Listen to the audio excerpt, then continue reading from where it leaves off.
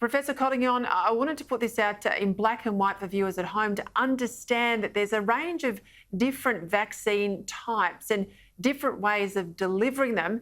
Explain the first type, which you like to call the blueprint vaccine or the messenger RNA vaccine, if you can.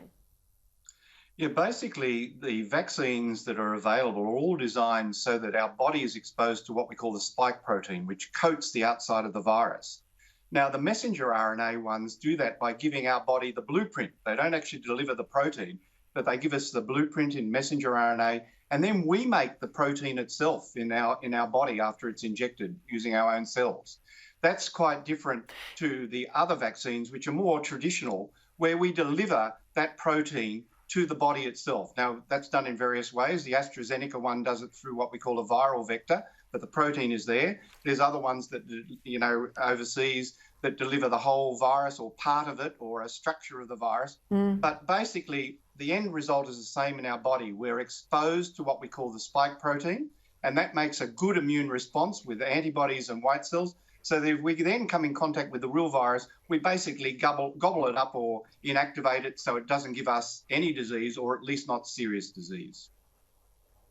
Okay, so Australia got a little bit of the first type, the messenger type. That's the Pfizer vaccine, and a whole lot of the AstraZeneca vaccine now. A whole lot, when I say a whole lot at least on order from the EU. We've discussed at the top of the show that has not arrived. But the rest of our supply will be made in Melbourne by CSL, and it'll be of that spike protein type. Now, there's concern around the world. It's certainly featuring in media interviews. I want to get it from you. You're an expert. This issue about blood clots associated with AstraZeneca in particular, that branded vaccine. Is there a concern? Is the concern valid? Should we be concerned? What do you think? Well, there is a concern, and it's a valid concern, because the complication particularly they're worried about is clots that occur in the veins inside the head, and they're associated with something called very low platelets. But to put this in perspective, in England, for instance, where they've given more of this vaccine than anywhere else, they haven't seen really much of an uptake or an upbeat of what you'd normally expect for this complication. It's mainly been in Germany, and it's mainly been in people under the age of 60. But again, to put this in perspective, if somebody's on the contraceptive pill or a woman's on the contraceptive pill, about 1 in 1,000 people per year on that develop clots, basically, where they get it in their veins or it goes to their lung. This, if it occurs, well, it does occur, but if it's really associated with the vaccine at increased numbers, is occurring about 1 in 100,000. And again, to put this in perspective, if you're over the age of 70 and you get COVID, you've probably got a 1 in 100 or more chance of dying. And if you're over 85, 1 in 5, 1 in 10 chance of dying. So yes, there might be a risk there, but the risk of disease is so much higher than the risk of getting one of these complications that you'd be silly not to take the vaccine. Now, more work needs to be done. All right, hang on. Let me just jump in there, because those stats are important. You're making the case, though, that AstraZeneca and the clot risk is a risk you should accept or could accept, because the COVID risk for older people is so much greater. However, what happens to people under the age of 60, under the age of 50, where, we've seen around the world, if they get COVID, it's never likely to be as tough as it would be on an 80-year-old. So is the risk there of clotting worth it to take the COVID vaccine?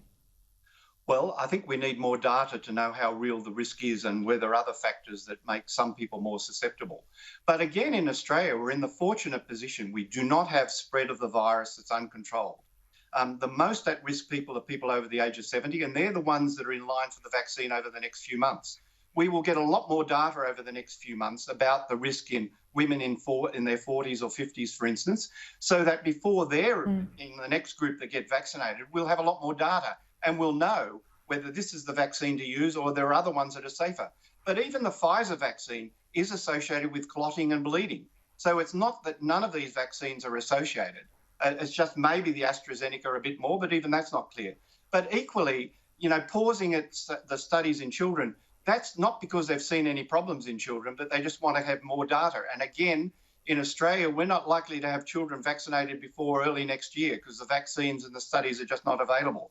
So we have the luxury of time in Australia that people in the US, Europe, most of the rest of the world don't have, and they've had emergency rollout of vaccines. So we are in a good position, are likely to stay in a good position. Winter is a worry because if we get an escape from the virus, that's when we'll get a bigger spread. But one would not expect it to be as bad as Melbourne last year.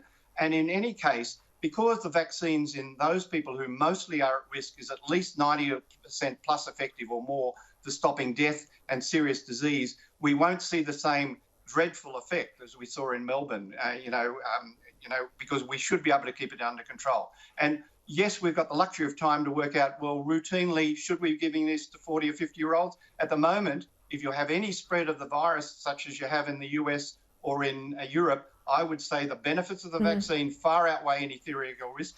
But every drug, every vaccine we give has rare side effects. You've just got to make sure the benefits really far outweigh the risks. And so far, I think all the data, particularly if you're in a place where there's a lot of spread, far outweighs the risks, and I would take it, and I would advise my family to have it. It's sort of a hypothetical question at the moment because we have no great risk in Australia, but of course we've got our borders closed. So if we want to travel and we want our borders open, we want our economy open, we want people to come here, then the vaccine is a really front of mind issue. Right now, because the borders are closed, I don't know that Australians are as focused as perhaps they might have been last year when we had 800 dead in Victoria. Should we be broadening the brands of vaccine beyond just Pfizer and AstraZeneca for Australian use?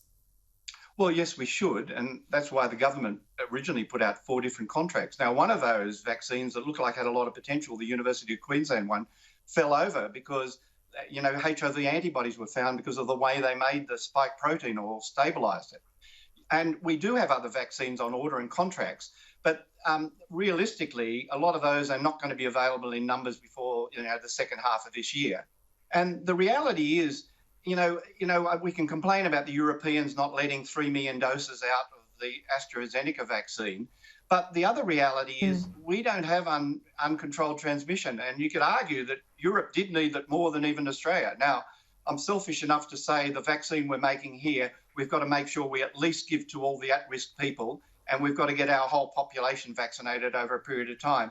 But equally, we can't put ourselves first in the queue because we've got more money, because there's a lot of places in the world that really have a much bigger need for these vaccines than us. Now, we do need everybody vaccinated, but equally, after we get our most at-risk people, which is 6 or 7 million people, we do have to, I think, more consider those in our neighbourhood in the Pacific and even other countries that have got uncontrolled problems before we sort of say, hey, we've got to have all our population vaccinated before anybody else. Yeah, well, look, I am supportive of vaccinations. I'm just scratching around sometimes to get the information from experts like you out there. So great to have you on the show. Professor Peter Collignon, as always, thank you.